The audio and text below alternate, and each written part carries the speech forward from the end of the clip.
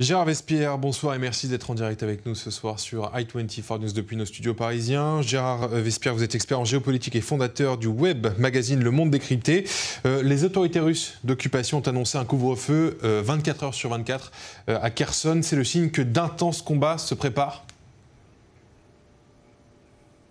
Pas forcément, bonsoir à vous d'abord, parce que la volonté d'avoir une mainmise militaire sur l'ensemble de la région passe effectivement par la décision que vous venez de donner, de communiquer. Donc il ne s'agit pas forcément de combat, il s'agit d'avoir une organisation de l'ensemble du territoire où l'armée russe est présente, donc les 15-20 000 soldats russes et leur équipement, pour faire face à la stratégie que le Kremlin a décidé, soit le combat, soit la reddition, ce qui sur le plan politique est absolument inacceptable, ou bien effectivement le recul et le fait pour les troupes russes de quitter. On va le savoir dans quelques jours quelle option le Kremlin a pris. Si les militaires russes restent donc à Kherson et demandent aux civils d'évacuer, ça représente un avantage stratégique d'un point de vue militaire si jamais il y a un affrontement entre l'armée ukrainienne et l'armée russe qui se trouve à Kherson? Écoutez, pour qui va être l'avantage? Je pense que Kherson est un piège géographique puisque l'armée russe a la rivière Dniepr dans le dos.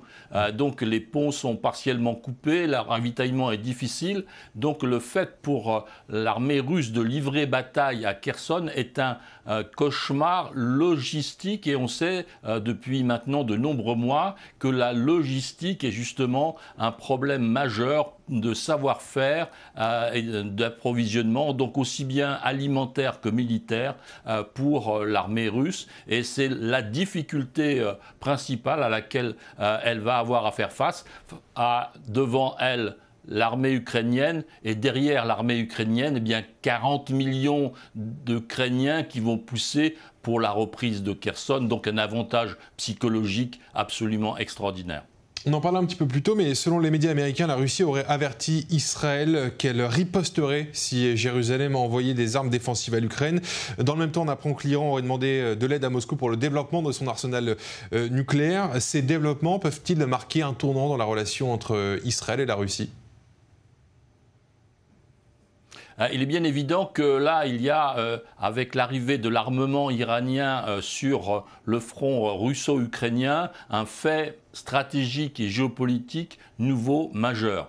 Et la façon pour Israël d'y répondre va être d'aider davantage l'Ukraine, mais certainement avec beaucoup de dosage, parce qu'il y a une grande différence entre livrer des équipements de protection pour les hommes, des gilets pare-balles et autres équipements de sécurité, livrer par exemple deuxième échelon des radars qui vont aider à détecter l'arrivée de missiles et de drones, troisième échelon, eh bien de livrer de l'armement. Voyez-vous, donc Israël va avoir toute une réponse graduée possible à sa disposition vis-à-vis de l'avancée iranienne sur le front russo-ukrainien.